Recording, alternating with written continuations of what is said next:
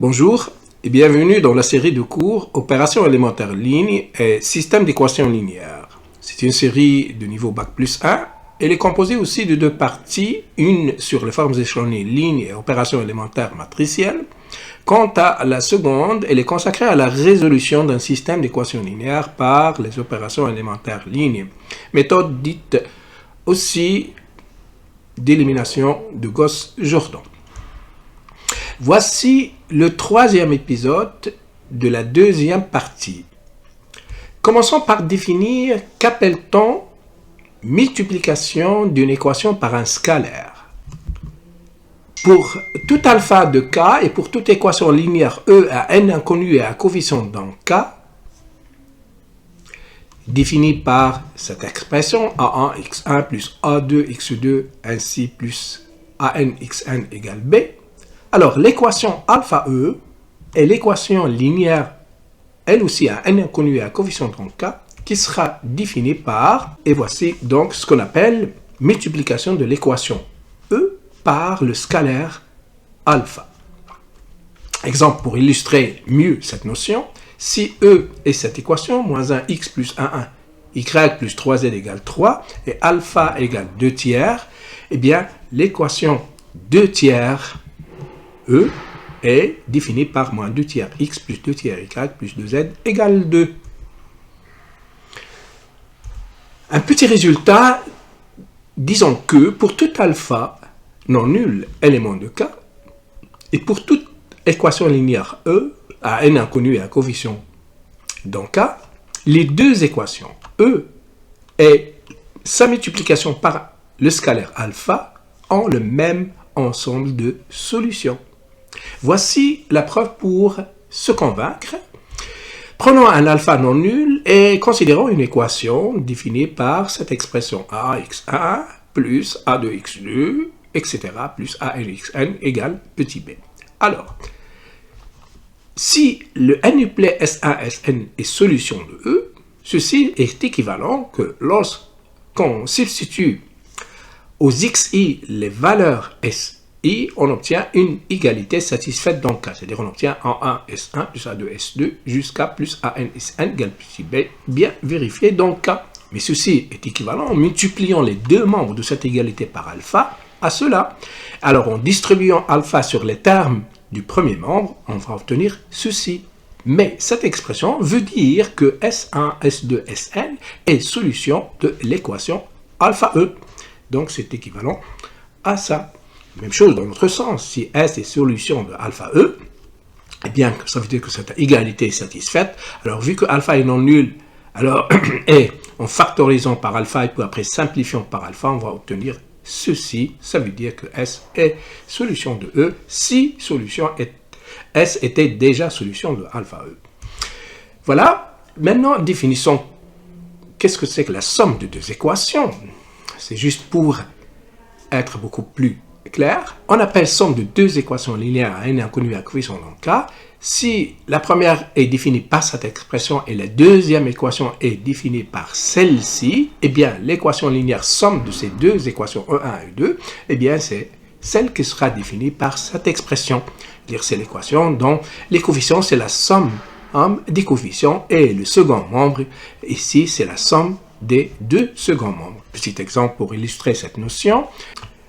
Supposons que E1 est l'équation 1x plus 1y plus 3z égale 2 et la seconde équation est 2x plus 1y plus moins 7z égale 0. Eh bien, la somme de ces deux équations est celle qui est définie par 3x plus 2y plus moins 4z égale 2.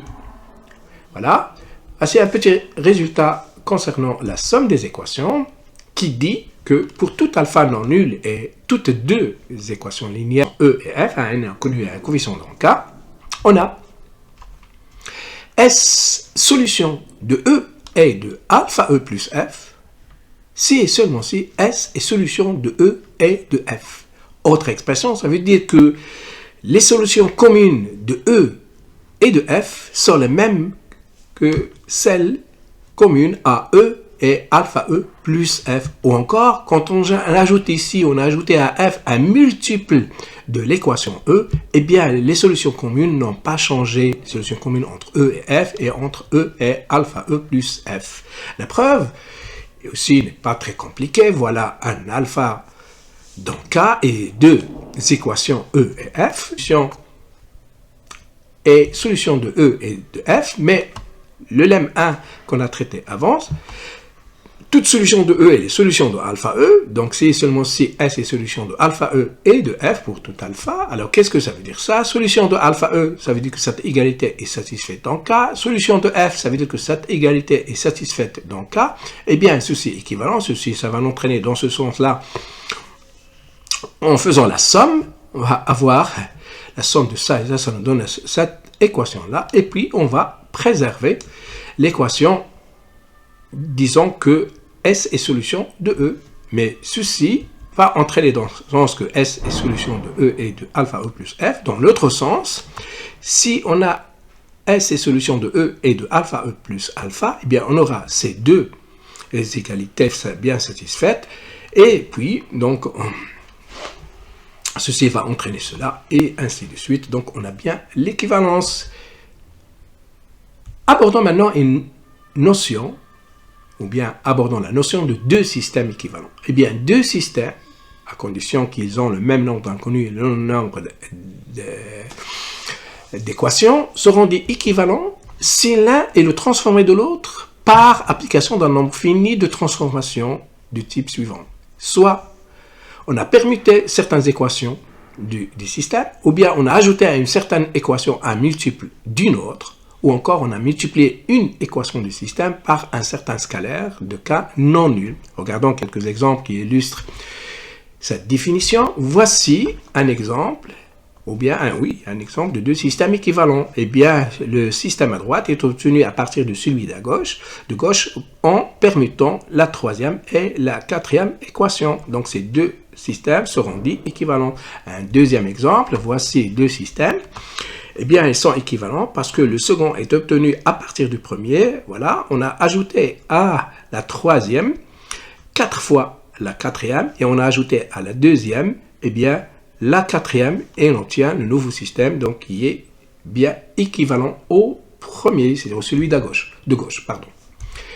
Proposition, deux systèmes d'équations linéaires équivalents ont le même ensemble de solutions.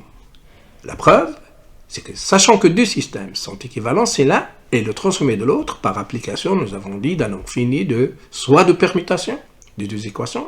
Or, si on a permuté deux équations du système, on n'a pas changé les solutions du système. Soit on a multiplié une équation par un scalaire et nous avons montré le lemme 1 que une équation et sa multiplication par un scalaire ne change pas l'ensemble des solutions de ces deux équations ont le même ensemble de solutions. Ou encore, on a ajouté un multiple d'une équation à une autre, eh bien le lemme 2, justement, lui aussi nous assure que là, les solutions communes de l'équation E et de l'équation F commune est le même que l'ensemble des solutions de alpha E plus F. Voilà, donc, voilà, en permutant les équations d'un système, on ne change pas l'ensemble des solutions de ce système, et donc, il suffit pour achever la preuve d'appliquer le lemme 1 et le lemme 2. Voilà.